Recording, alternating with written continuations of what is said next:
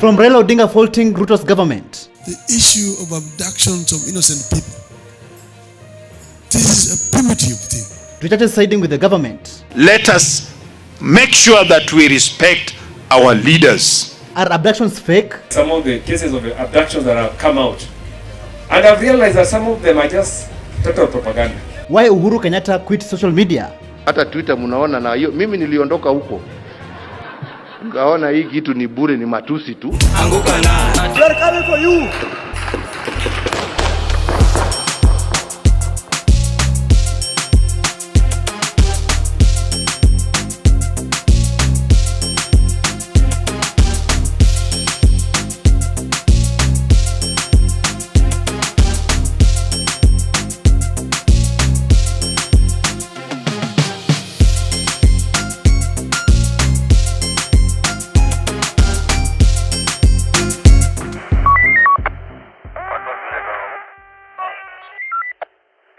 Hello, how are you?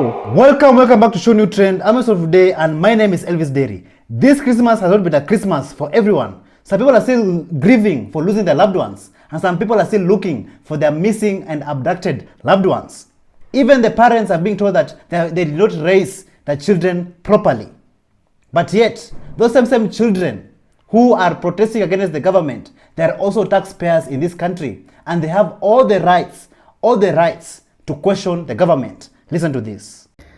Christmas is a time for merry, but unfortunately, we have to talk about abductions this year. Kibet was abducted, and no more Kasongo cartoons. It's really unfortunate because it seems this man will stop at nothing. He is in church, lecturing our parents, telling them that they did not bring us appropriately. He's forgetting that we are adults who pay taxes in this country. We are citizens and therefore deserve good representations. This is the Moi blood that believes that we are children. That's why he's saying we need to be guided. We need to toe the line. He cannot believe that we have, we have recruited our parents even in bowing off his commissioners when they come to read his speeches. First of all, why is the president's speech being read as if we are in 1970s, like in the counties? Is it necessary? People have TVs, people have phones, they can watch the president if they want to, and if they don't want to, forget about him. Anyway, back to the abductions. That is the topic of the day. It's serious, and many of us feel helpless. People are saying we should arm ourselves, we should fight these abductors because the police have said they're not the ones abducting people, so it is criminals. And people like Mother Karua have been on record saying that people have been recruited from other countries, neighboring countries, to come and do these criminal activities because it would be very hard to bring them to books. It seems like some churches have decided to choose sides. Instead of the church leaders coming out and calling out the government on its wrongdoing, they have decided to defend the government, and to the point where they are telling the government to abduct and jail those young people who are fighting for good governance in this country, and also criticizing the president. Just listen to these fools who call themselves men of God. We need to respect our leaders. As young people, we are always reminded that respect and discipline and obedience is what gives us success in life. Before we go to the social media with things that we cannot get facts of, please let us restrain ourselves. Let us make sure that we respect our leaders. Name calling does not make us have peace. Kenya has enjoyed peace, and we continue to enjoy peace. That we who are parents, if we don't take care of our children, then we are going to lose them and lose the country. I want to urge our young men and the Gen Zs that let us be cautious on what we post on the social media. Before we blame the government on the kind of abduction it is taking place in this country, let us be very cautious on what we post.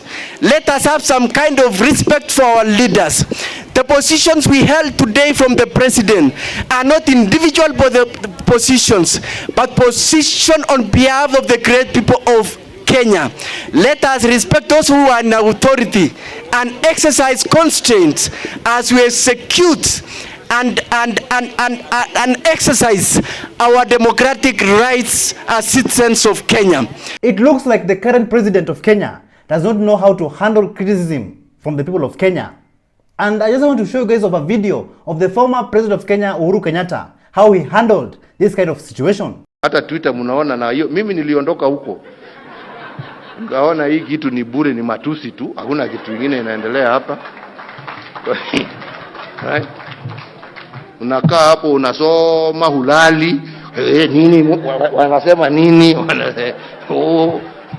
Huyu sasa wewe unapiga simu, unaona vile huyu mtu amenituka. Afadhali nilale bana. Niongee. Nipige story hapo na mama kidogo hapo.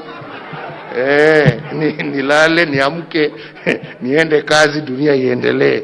Kama ni namna gani jamani? If you cannot handle the truth, you cannot handle the heat, why not just close your social media accounts? Just listen to what Member of Parliament Gitonga Mukunji advising the leaders, the politicians, to close their accounts if they cannot handle criticism. Take a look. And I want to advise leaders, because myself, I also get a lot of issues in social media. I just want to quote when the former president found it intolerable to look at the social media. He left social media. Alitoka akafunga hizo account zake zote. Kama kiongozi yote anasikia hapo social media imemlemea, funga hiyo account, hakuna mtu atajua wewe wataka social media. Wazazi wafai kuumia kupoteza mtoto wao. They should be able to have their kid. If he is arrested, wataenda kotini, watafuta wakili, watete hiyo maneno. Some politicians don't really get it.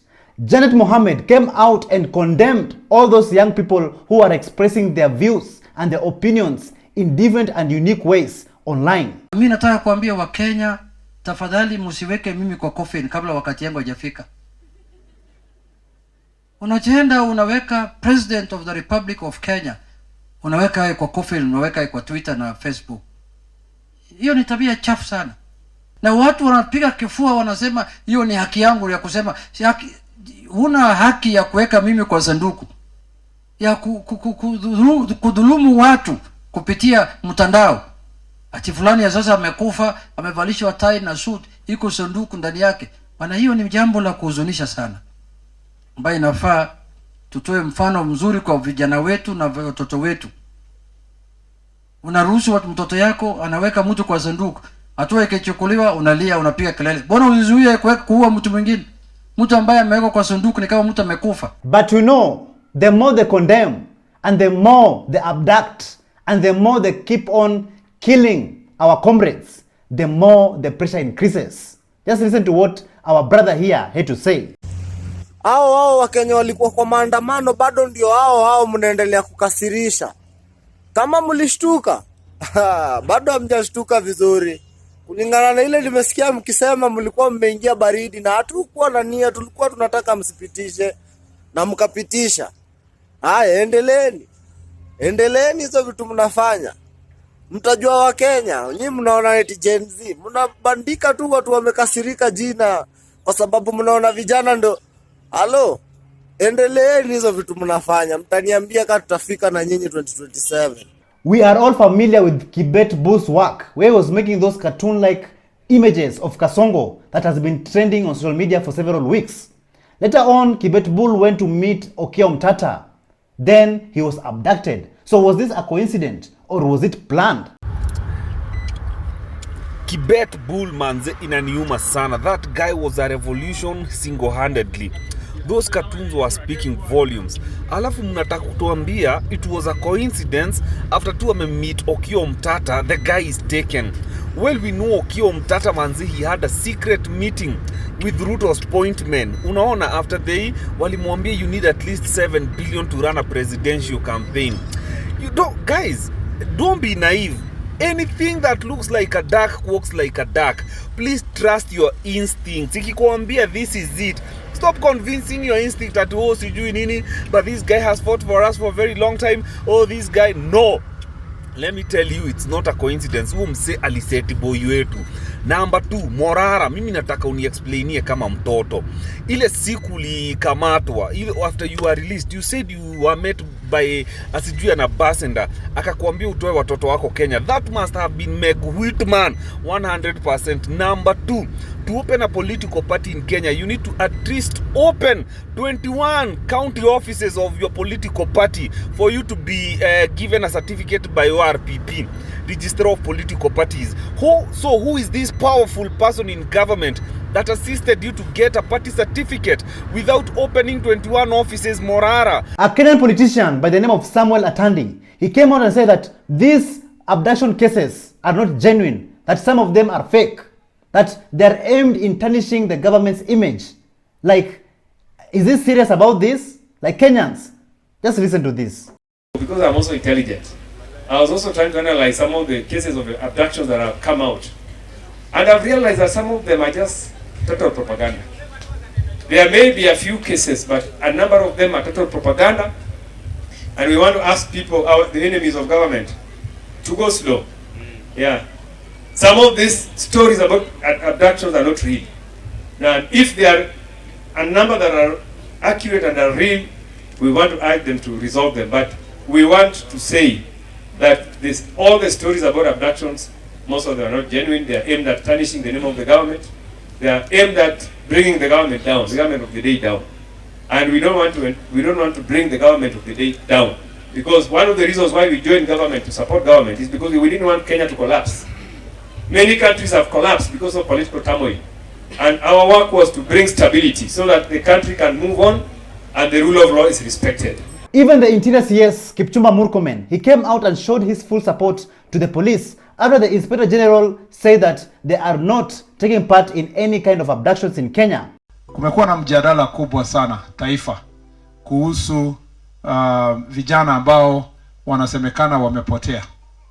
Ni kweli kama vile Inspector General of Police amesema ya kwamba kama idara ya polisi hakuna there is no policy, yani hakuna policy yoyote yenye tunayo kama serikali ya kusema mtu atashikwa apotee, na katiba haiwezi kubali.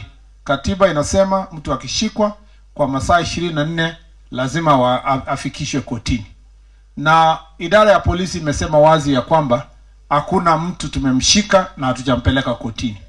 Kwa hivyo ningetaka kuhakikishia Wakenya, sisi kama serikali tuna vitu mbili ambayo tunakubaliana. Ya kwanza ni kwamba idara ya polisi kama vile katiba inasema lazima iwachiwe nafasi yao kufanya kazi independently bila kushurutishwa na waziri ama rais ama naibu wa rais ama mtu yoyote. The police is under command of the Inspector General and they will do their work independently, and we will support the independence of our police service to do their work independently.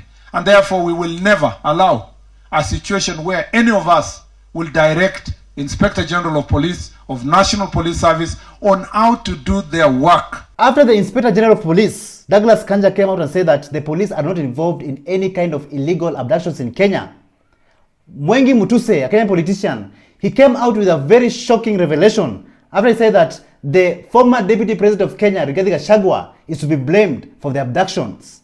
Kulingana na habari tulizo nazo ni kwamba mpangaji akisaidiwa na wandani wake wa siasa na wengine ambao wana vibaraka wake katika serikali na wengine ambao walikuwa serikalini mbeleni, wale wanahusika katika haya mambo wanaongozwa, the highest responsibility lies with Rigathi Gachagua. Kwa hivyo sitasema ingine, nishasema kwamba ni Rigathi Gachagua, na Rigathi Gachagua atueleze mambo yake katika haya maneno ya abductions ni yapi, ndio nao Wakenya wajue ukweli. In the middle of all this chaos, abduction chaos and protests, some Kasongo brigades came out and said that all these abduction cases are fake and that the people of Kenya, the Kenyans, the Gen Zs and the activists are lying. Like I'm just wondering, like which country do these people live in? Wale culprits wawekwe ndani na wastakiwe. what we are witnessing is a systematic intention and deliberate move to destabilize the country and to polarize the communities in the Republic of Kenya. I want to take this moment and condemn and to call upon every leader. As much as we have political difference, we have political scores to settle, it is not the right way to polarize the country and to cause mayhem among the communities, including the fact and falsehood where we are being informed and we are causing Kenyans to believe there are abductions caused to the children of Kenya.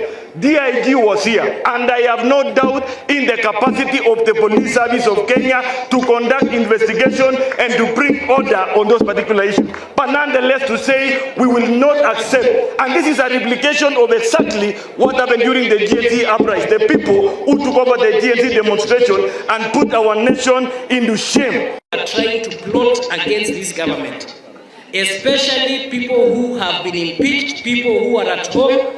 The best thing you're supposed to do once you have been impeached, you go and watch. I really don't understand these people. Like, I cannot believe my ears. Like, I'm just wondering, which country do they come from? They don't see what is happening in this country called Kenya, in East Africa. They don't see. But on the other side, Raila Amolo Odinga, the former Prime Minister of Kenya, he came out and criticized the President of Kenya over these abductions that has been taking place. And just listen to what Raila had to say. The issue of abductions of innocent people, this is a primitive thing. And it is something that is very strange. You cannot live in a country where people disappear or people are abducted for no other reason and kept incommunicado for a long time. That shows that there's no government. The government must take this matter seriously. And this thing must end completely. People have been abducted. Families have been left in pain. Many parents have been crying. Our child was abducted the other day, and by some people who were uniformed, and you have never seen this child up to now. These kind of things are very strange. So I want to urge the government to ensure that this matter ends completely this year. We want a safe and secure country. We want a safe and secure country. Gone were those days when they used to arrest you and take you to Nyayo House. But at least then you're being taken to Nyayo House, which is a government institution. These days you're being taken to unknown places. We don't want this kind of primitive things to happen in our country. It's primitive and it's unacceptable. I definitely agree. These issues of abductions is taking this country, is taking us back in the dark days. Some young Kenyans, they went to go and look for their abducted comrade, but yet there was a car that was trailing them and following them in Peponi Road. Just take a look. Hello guys, look at this vehicle. Imetufuata all the way from that location yenye tumeenda kuangalia comrades wetu. The number plate is KCQ 840G. Lexus. Ametufuata tukaingia petrol station alafu akatoka. Nata haendi speed. KCQ. Acha nitumie hii pia. Bede unajua tunaweza mfuata hivi, uone tu vile ko aimless. Bede tumfuate mpaka mwisho wa dunia. Uko na mafuta? Niko na. Since the protest started, the young Gen Zs, the Kenyans, have been called so many different names by some politicians in the government. But young, brave and wise Kenyan, he came out and asked very tough questions to the current Kenyan government regime. Just listen to this. Wewe, sasa leo ulikuwa naambia watu ni mapepo chafu na ni mashaitani na ni demons. Nani alikuwa abduct wewe? Kuna mtu alikushika? Sasa ulikuwa unaji-express how you feel about the Kenyan public. Who arrested you? Who abducted you? Now why are you abducting us? For expressing ourselves? Huh? So comrades, let's head over to Jacaranda grounds where Nuru Okanga opened his heart and shared his views and opinions on the current happenings, including the abductions that is taking place in this country. Just listen to this speech. Raila Odinga mdozi wake William Samoei Ruto ambaye anamsaidia kampeni ya AU ndiye anapoteza watu. Anakuanga na Ruto daily State House pale. Hiyo sio maneno Raila Odinga kuja kwa public media kutuambia. Aende State House aambie Ruto kwa nini watu wanapotea. Aende huko. Sisi kama wananchi, Mr. Speaker, enough is enough. Hata mimi nilipigiwa nikaambiwa next ni wewe. I'm ready. I'm ready. Mimi kama Mluya niko na watoto wawili. Nikikufa watoto wataniita. Sina hasara. Mimi sina hasara kwa maisha saa hii, ni kukula na kukufa. Mluya ukishazaa mambo ni mawili, kukula na kukufa. So hii government, Mr. Speaker, sisi kama vijana hatutanyamaza. So, is the pressure increasing or decreasing? Some Kenyans have decided to arm themselves and not be defenseless like before during this time of abductions and so many things that is happening in this country. And as people plan for the 30th of December for the protests, let's listen to what this young Gen Z had to say. Nyi watu si mnajua maandamano salama ni ya watu wajinga. Ati peaceful nini? So nyinyi mbebe flags, mbebe placards, wao wakuja na silaha. Na mnafikiria mtasikizwa at all? No. Tafadhali beba tool. Beba tool. E30th beba tool. Juu mtu anakuja na marungu, akona rubber bullets, akona shower spicy. Wewe uko tu hapo na kaplakad, Ebu beba tool na ikiwezekana mpaka pepper spray. And in that case, I would like to show you what really took place during the 30th of December protests of ending abductions in Kenya. And let me tell you, the people came out, the Kenyans came out, the Gen Zs, and everyone else came out to support. And this is how the streets look like. Take a look.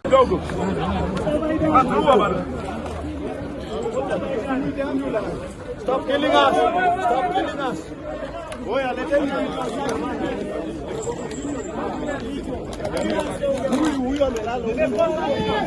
Munatuua. Wanatuua. Unatuweka kwa gari yako badala ya kusaidia jamaa wanaumia. Wewe jamaa tole hapo. Saidieni hiyo.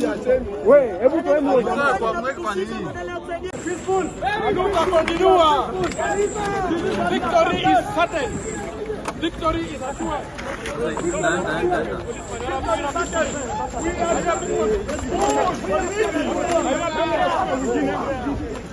Aduta continue. The struggle continues. We are peace. Struggle continues. The struggle continues. We are peaceful. The struggle continues. Release our people. Kenya ni home. Kenya ni home. We shall overcome. Tuko katika mikono ya mabeberu. This is the colonial system. Hivi ndio mkoloni alitaka mkwe mnafanya. Unadhulumu Mkenya mwenzako kwa sababu anatetea haki yake. What are you doing? Kuja naenda wapi? Kuja naenda wapi?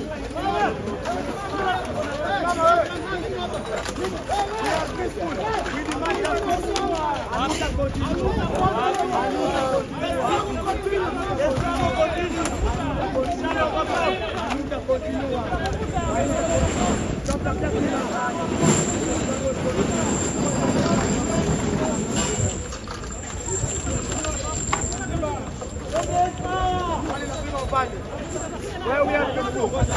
We are peaceful. Kwani lazima upande. Lazima upande. People power. We are peaceful. People power. We are the people. That's the constitution. Aduta continua. The struggle continues to victory. Yes, Ruto, your days are numbered. We are coming for you. We are coming for you. You are still half nowhere a coward. Ruto, you are a coward. Nowhere to hide. Ruto, you are a coward. You have nowhere to hide. Ruto, you are a coward. Ruto, you are a coward. Ako wapi?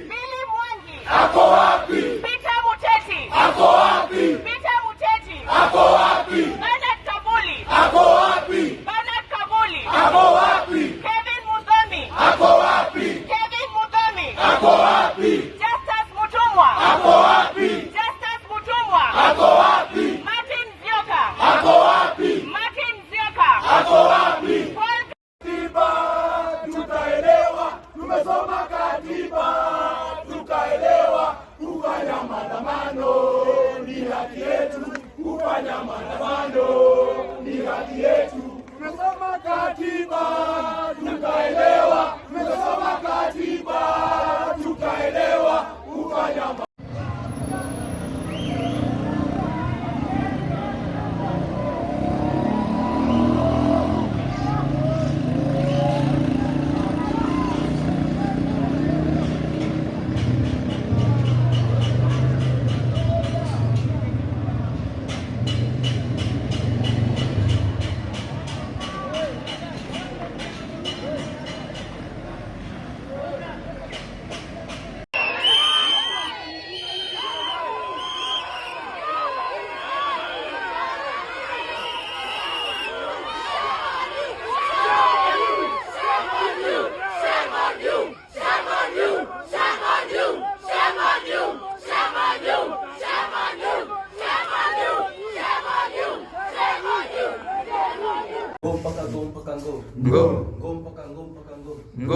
Wapa juu ya kaso.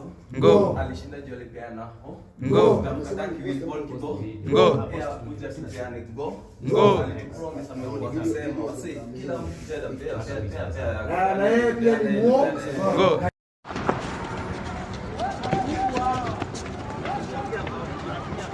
Huku mawe hakuna, huku mawe bana.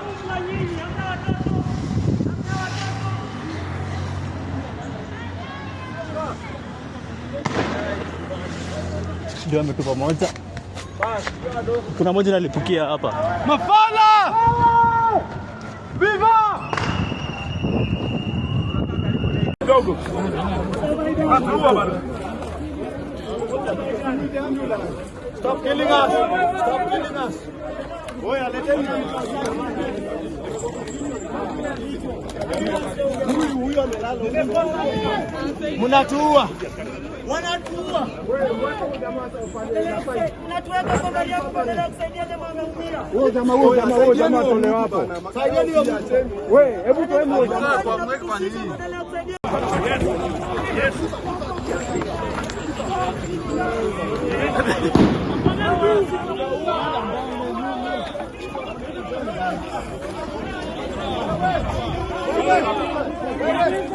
Wacha kularua bwana. Wewe wacha wewe.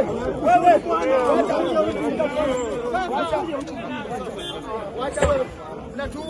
Mnatuua Nokia. Mnatuua Nokia. Mnatuua Nokia. Mnatuua Nokia. Mnatuua na seneta. Mnatuua na seneta. Mnatuua na seneta. Mnatuua. Mnatuua na seneta. Mnatuua. Mnatuua na seneta. Stop killing us. Stop killing us.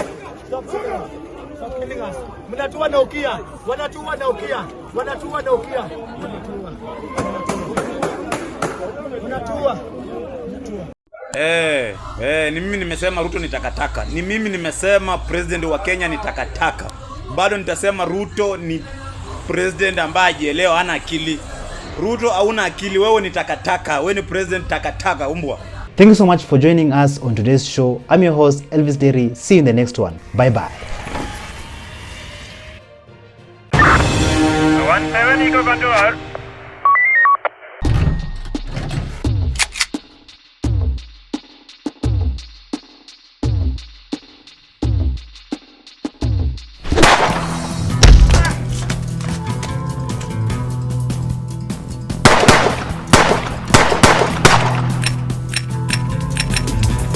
Anguka na.